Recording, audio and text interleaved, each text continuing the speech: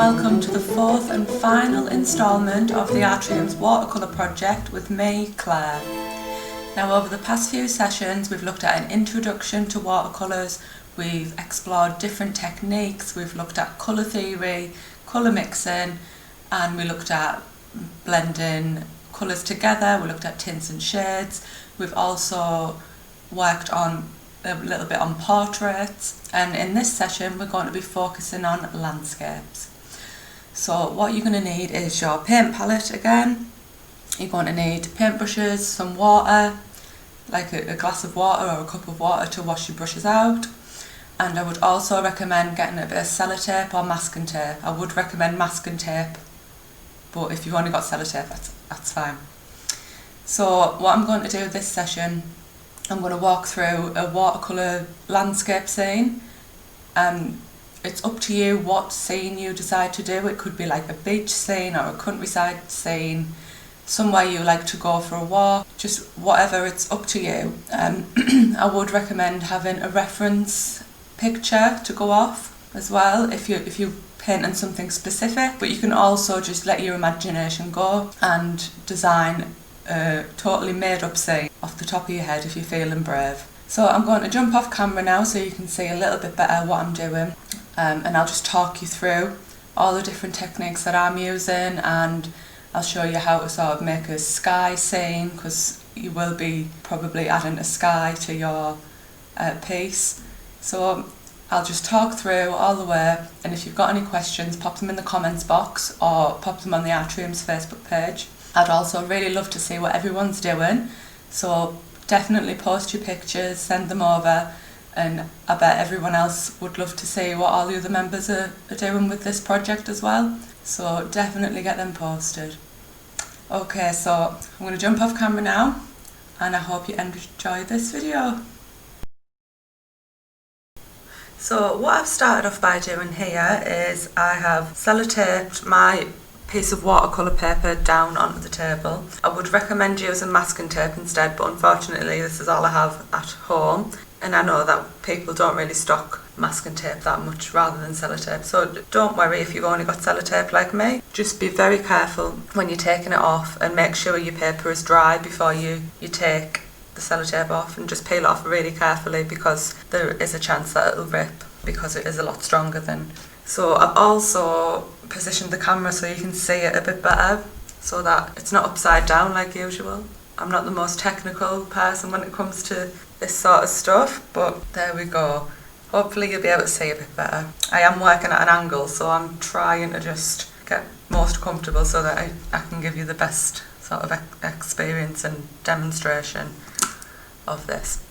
So what I thought I'd do is do something just off the top of my head. Again, if you do want to paint something specific, Catherine would be more than happy to print a picture off for you, so that you could use the mono printing technique that we did last time with the portraits. Just get in touch and we'll try and help as much as we can. So what I'm going to start off by doing is I'm going to take my pencil and I'm going to just very lightly mark the areas of my picture where I would want them to be. So I think what I'm going to do is some sort of mountain scene, a bit of a sky, using different colours and blending them together.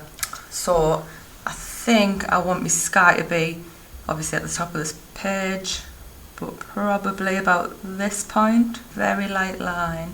So you might slightly be able to see there on camera. So I know that I want probably 1/3 from the top of the page to be my sky. So this is going to form most of the background of the image. I want to leave some space for a large mountain, sort of totally winging it. And do you know what, this is sometimes the best way, because it helps you learn, and if you do make mistakes then you'll learn from them, so I think that's why it is good. I'm going to actually put mountains there, or I'm going to make it kind of textured towards the top, very lightly, just let them lead off to the side. And then I think, so that's kind of like will be in the background.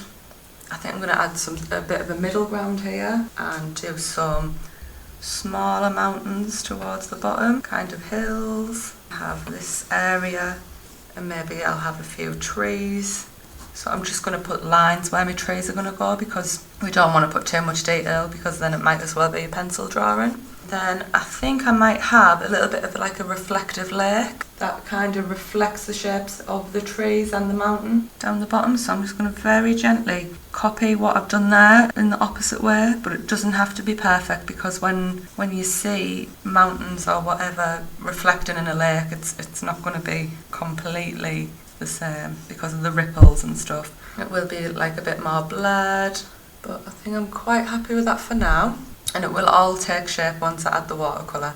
So what I would recommend doing at this point, when you're happy with where you've marked all of your sort of areas where you want to draw on, I would get your larger brush in your pack and just very lightly put some water, don't add paint at this point, just on the area that you're going to focus on first. So I'm going to focus on the sky first. The reflection of the light makes that look a little bit yellowy, but I promise it's not, it's just the light. It's the colour of the, I think it's the lampshade because I've got a lamp right next to the camera. I think what I'm going to do is make the sky a kind of a peachy colour. I'm going to take the lid, the palette, and then I'm going to start by adding a bit of orange, very watered down, a little bit of the red, and then lots of water. So I'm going to actually take this over to my glass of water, add a few drops there. I'm going to test it on a sample piece of watercolour paper. So just a scrap piece here, and once that's washed away, it will dry a lot lighter, so I feel like I'm happy with this sort of shade here, or this tint. So I'm going to go straight in and get that wash just in the sky. Have a nice peach kind of sky. And it doesn't have to be totally organic either, it doesn't have to be a blue sky with blue and white clouds. Your own representation of it. So you're not bound by any rules or anything like that. And you might remember before how I said always make enough of the colour that you mix. It's very hard to get the absolute exact colour back. I know that that's now going to be way too dark for what I want, so I'm going to just keep on adding some water. Yeah, we got the similar shade. I'm going to leave that to dry while I work on another part, because I'm going to eventually come back there and layer that sky up so it looks a lot better. So what I'm going to do now is get a slightly smaller brush, probably this size, and I'm going to start to add kind of, not so much an outline of the mountain, but kind of where the darker areas will go. So all along the top, and probably some like little crevices and stuff in between. Now I'm going to stick to the same kind of theme because this peachy sky will probably be reflecting onto the mountain, like maybe as if the mountains had snow on them or something like that. So I'm going to continue with this peachy colour, but I am going to make it quite a lot darker. So I'm going to add a lot of red, a lot of orange, and a little bit of black, just to create a shade. So it's not going to be too bold or opaque or anything at this point. It's still quite a bit of a wash. I'm going to go ahead and get that sample piece again. I'm going to take a little bit here. So we see that it's a little bit darker, but it's not too harsh. Just have to try not to blend it too much into the sky, even because that's like a little bit wet still. But I think it does give like a nice shadow effect on the back of the mountain. Try not to put too much paint on your brush to begin with, because you can always add more. It's more difficult to take it away than what it is to add it. You can always have a tissue next to you as well to just block your brush. And underneath I have some smaller kind of mountains. Just getting ready to layer that. I'm using a bit of a dry brush technique down here as well. I'm going to go ahead and add a bit more water and then just make a little bit of a lighter shade. Give that a little bit of a wash, and we still will get those lines underneath that we have made darker. What I'm going to come in with now is a different colour, just to show a bit of variation. I think I'm going to go for a purple. So what I'm going to do, I'm going to use these little bits here, what I've got saved, and mix some blue in there. And I think I'm quite happy with that shade. I'm going to test it against that one. And because we're using the same red colour, they do kind of complement each other as well. So because the colour's darker, I'm going to go back in where I made those crevices in the mountain, just to give it a little bit more body. So it might not look much when you first start, but the more you build on it and the more time you spend on it, you will find that it improves. You might even want to change the shape of what you've done. And your first attempt at this doesn't necessarily have to be what you submit to the exhibition. You can have loads of practice goes before you're confident enough or happy enough with what you've produced. And I'll allow that to dry a little bit more. I think underneath this, I'm going to go even darker for a load of trees and a little bit of like middle ground mountain hilly kind of things. So I think we'll add even more blue. Get this quite pigmented with the blue and make that nice transitional colour. It's going to be a lot more blue, but then we're going to add, still going to add some of that red and some of that purple. I want to keep it quite spiky along here because it's not going to be a nice smooth hill. I mean, it can be if that's what you want to go for. I feel like I need to add a bit of texture here, and then I'm going to come all the way down to that line where the reflection's going to be and just fill this all in. I mean, by all means you can copy this sort of same what I'm doing, but I would recommend having a think about your favourite landscape scenes, what you like, and trying to copy them. And if you do need specific guidance on that, just get in touch, because I know if I go through all different types of landscapes in one video, we'll be here till next week. Now that this has dried up here a bit more, we can start adding a bit more depth to it. We can even use a little bit more of the blue to add more shadows. You can even wet your brush, give it a bit of a dry as well, and just come back in to the parts that you're not happy with. Just adding a little bit more body and depth to that. I'm going to use some of these tones in the mountains as well. I'm just going to continue blending these areas. I think I'm okay with that for now. It obviously needs a lot more work to make it look more realistic.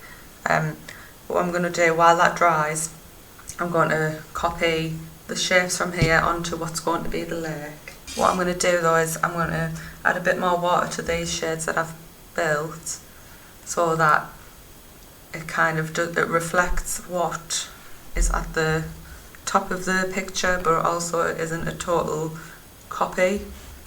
Very watered down.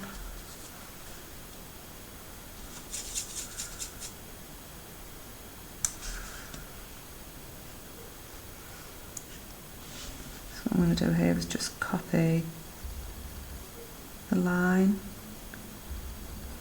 So you can see that's quite lighter than the above, and I want to keep it that way as well, so I'll probably start along this edge with a darker colour, like, and then just work its way up, because this area is going to actually be covered with like some trees and stuff anyway. So I'm just getting that sort of prepped for when we do go in with the trees. I'm just going to blend out this harsh line as well with the water. And then I'm going to go in with the mountain kind of shadow. So it doesn't have to be perfect at this stage. You're just kind of mapping out where everything's going to go and getting all of your like washes in there and backgrounds. They're just kind of shapes at this stage. And I did add this smaller one down there. I think what I need to do here is blend these mountains a little bit at the top. I think the key to getting your mountains right, if you are going to do mountains, is making sure that these edges are a bit darker. going to mix that colour up now. I'll test that against what we made before. So that's definitely a little bit darker. And then what I'm going to do, I'm going to press down my brush and just follow it along that line. It's also good to kind of move your brush along the line as well, because it doesn't have to be totally smooth. And then what I would do is wash that out. So we start with like the very watered down version and then push it up towards where we want the darker areas to go. So start at the bottom with just a bit of water and then push that colour right to the edge. Same goes for this little mountain at the side, just give you a bit more of a better effect. You can even use the very tip of your paintbrush as well to just get a few more little bits of texture in. Just elongating this line here just to make it a little bit better. What I might do is make that just join onto there as well. I think that looks better. So you might get one idea in your head and then do it, sort of paint that onto the page, and then you might think, so nothing's stopping you from changing it. I would say just keep on working at it though, because it is very easy to become quite frustrated with your work if it's not going the way that you want.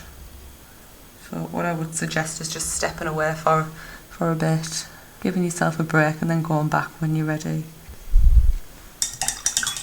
I think these areas can do a bit more blending. All I'm doing is using a wet brush with no paint on it just to blend out this kind of surface area of the mountain. What I'm going to do is just add a little bit at the bottom so that we can see where we've made those changes, because if the reflection's now different it won't make much sense. So I think what I'm going to do now, while that's drying, I'm going to focus on putting a line of trees in the middle, and they're very easy to do. I'm going to get a smaller brush and I'm going to go for a very dark blue, because I don't want to just start jumping in with really like an opaque black colour. I will add a bit of black to the blue, because this is where I want the darkest part of my image to be, right through the centre. So that very, very dark blue. It looks almost black, but it isn't. What I'm going to do, so by now, if you've painted over your pencil, you probably can't see it as good, but I wouldn't worry, just because it's quite an organic shape, and we remember that our centre, where the reflection's going to be, is sort of at the centre of the page here. So I'm going to make them twice as long so that I can mimic it into the water as well. We make some trees quite tall, some can be smaller. Just getting the shape right along the top of here. I think I want quite small ones here, and then I want to be a bit bigger along here, and then that'll give us the impression that the centre is more further away and then these are more forward. I'm going to make them longer so that they go into the water and the reflection. Don't worry at this stage if your lines aren't perfect or anything, because they're going to get covered up with the shape of the tree anyway. I'm going to start by doing with all these lines. I'm just going to define them a bit more. Just going to have a little bit of tissue there to block the brush. I'm going to start by just doing the trees that are not in the reflection, because the ones in the reflection will be a bit more distorted and a bit lighter. It doesn't matter if these end up blending together or anything like that. I think they still look quite good. So all I'm doing is like moving my brush from side to side and just lifting it and making lesser movements towards the top. So I would just add one row to begin with, and then you can go back in later and add more trees if you want. For the bigger ones I would take a little bit more care. So I'm going to complete the rest of them trees off camera, because I know that it will take me a little bit of a while, and then I'll check back in with you in a sec. So I've filled in all of these trees along the middle. What I'm going to do now is I've made this colour here a little bit darker, and I'm going to just add a little bit of extra bits along just to create a little bit more texture in the trees. So we have our mountains, which is kind of going to be in the background with the sky. We've got a little bit of middle ground behind that, and then we've got the trees coming out in the foreground, and then eventually we're going to make this into a kind of reflection on a lake. So I think what I'm going to do now that the sky's had time to dry, I'm going to go back with that peachy colour to add to the sky.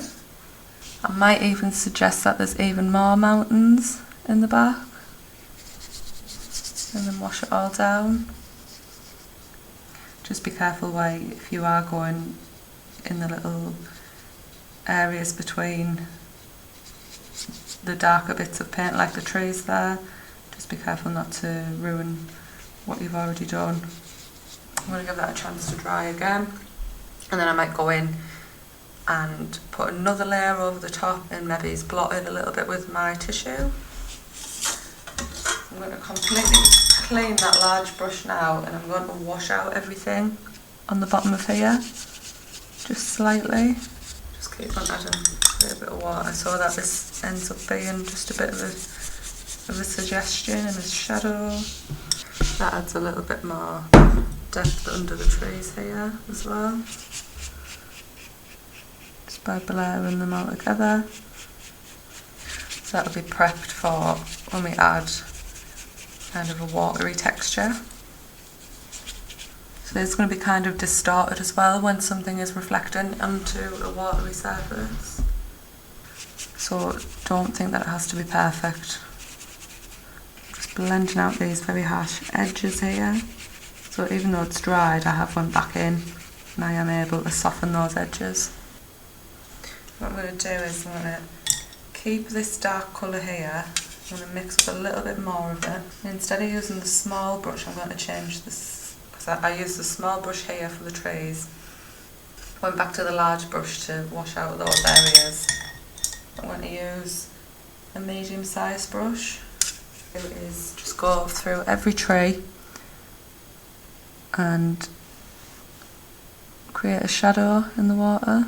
Don't need them to be perfect, we just need that suggestion that they're sort of glistening on the water. And I will eventually go back in and blur this out. It's just that I don't want to put too much water on at the beginning, and I am sort of blend them out depending on their length.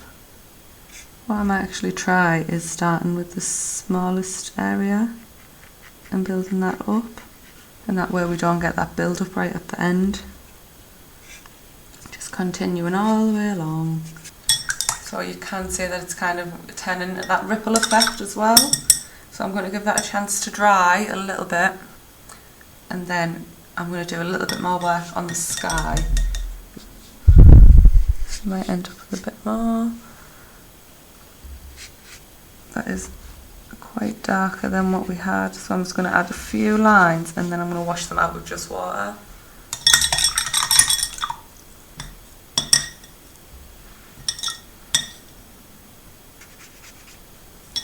And that does have quite a lot of water on there, so I am going to go in with a tissue, and this is a perfect opportunity to add a bit of texture as well. I'm just grabbing a piece of tissue. It doesn't have to be a massive piece to begin with. And I am going to scrumple it a little bit so I can get a little bit of texture. So you can see. And I'm just going to go in there and start blotting. Just quite gently as well. I will show you this more up close once it's dry. Just scrumpling that piece up as well. So there's no rules that say that you have to use a paintbrush. You can always create a texture using other things like tissues or sponges. I'll leave it like that for now. I might even get some lighter areas. I might actually go in with some light. I will make this quite opaque as much as and just use this to bring out some of the other colours.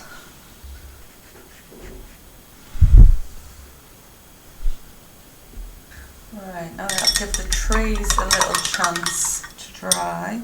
You can see these little dots right on the ends where the paint's gathered. I'm just going to very gently wash those all out. Start from the bottom and work my way all the way to the top, or to the middle of the page, just blurring them out because this is a reflection in the water.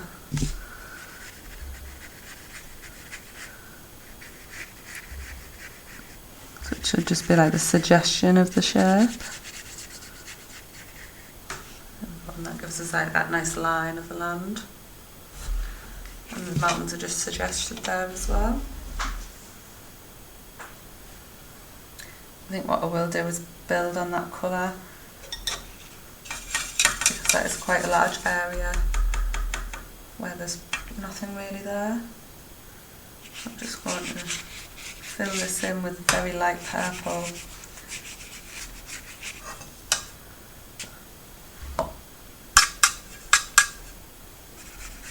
So I've kind of got rid of those mountains in the reflection, which I will put back in.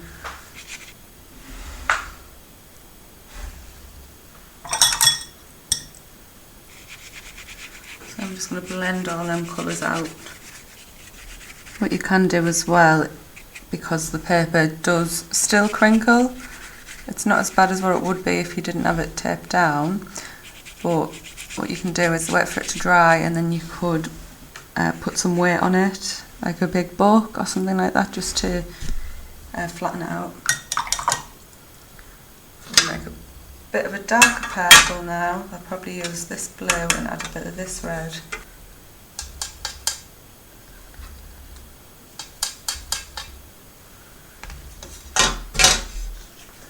I'm going to go in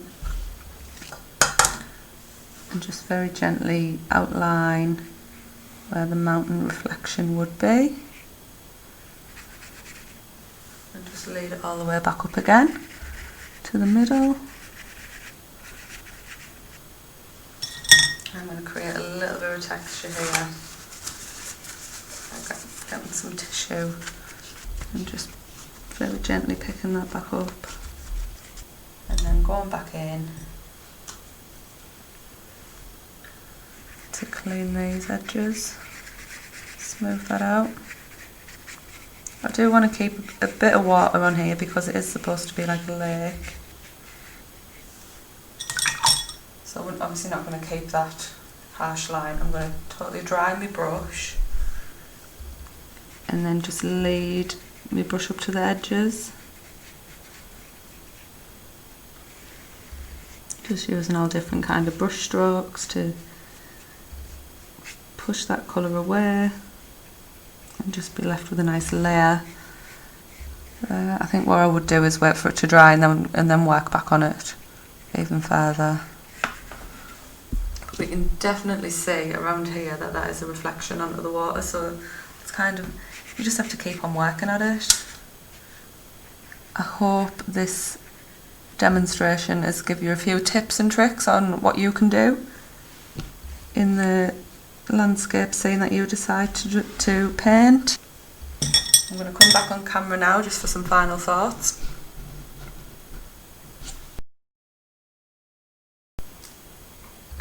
So here is the landscape that I've created so far. I'm going to let that dry and I'll probably go back into it and complete it sort of later on, because I think if you look at a piece of artwork for too long that you're working on, you can kind of lose sight of what you're doing.